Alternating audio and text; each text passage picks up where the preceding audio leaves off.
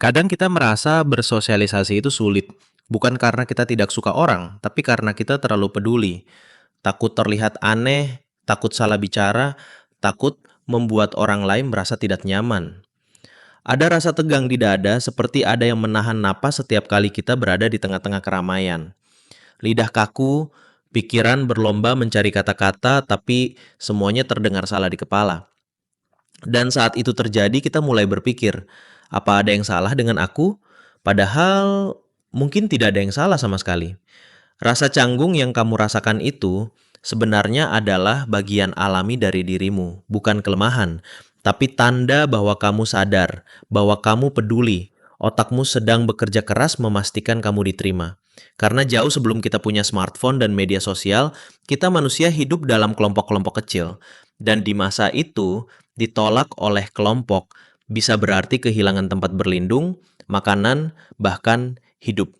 Jadi, ketika kamu merasa gugup di depan orang, itu bukan karena kamu lemah, tapi karena kamu dirancang untuk memperhatikan hubungan, dirancang untuk membaca ekspresi, untuk mendeteksi suasana, untuk mencari tahu apakah kamu sedang aman atau tidak.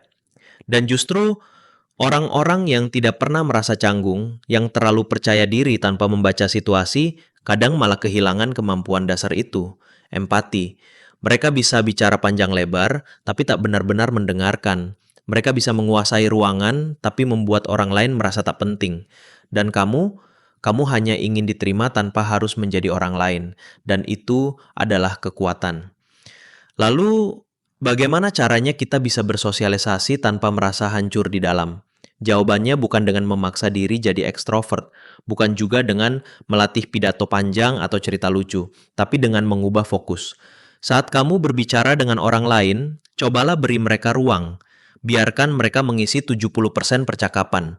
Kamu cukup hadir di 30%-nya sebagai pendengar yang benar-benar hadir, bukan hanya menunggu giliran bicara. Tanyakan hal sederhana, bagaimana harimu? Kenapa kamu suka itu?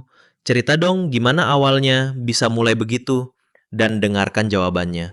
Bukan sekedar mendengar, tapi benar-benar mendengarkan. Dengan mata, dengan senyum, dengan rasa ingin tahu. Orang-orang paling disukai bukanlah mereka yang punya cerita paling lucu, tapi mereka yang membuat orang lain merasa penting, merasa dilihat, merasa dihargai. Dan kalau kamu merasa cukup aman, berbagilah sedikit tentang dirimu.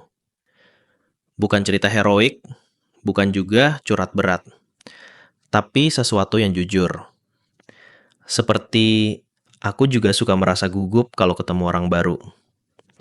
Atau, dulu aku juga sempat ngerasa aneh sendiri. Keterbukaan kecil seperti itu bisa membuka pintu yang besar. Karena kerentanan, bahkan yang kecil, bisa mengundang kepercayaan.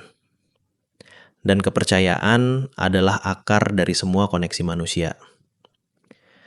Kita sering diajarkan bahwa bersosialisasi itu soal menjadi menarik. Tapi kebenarannya, orang yang paling menarik adalah mereka yang penasaran. Yang tertarik bukan hanya ingin terlihat menarik. Bersosialisasi bukanlah tentang jadi yang paling pintar. Bukan tentang jadi yang paling lucu. Tapi tentang hadir. Tentang melihat dan didengar dan memberi ruang kepada orang lain untuk merasakan hal yang sama. Jadi kalau lain kali kamu merasa canggung, kalau suara gemetar dan tangan berkeringat, ingatkan dirimu. Itu bukan tanda bahwa kamu lemah. Itu tanda bahwa kamu sedang berusaha membangun sesuatu yang nyata. Kecanggungan itu adalah bagian dari proses menjadi manusia. Dan justru karena kita gugup, kita belajar memperhatikan. Justru karena kita takut salah, kita belajar memahami.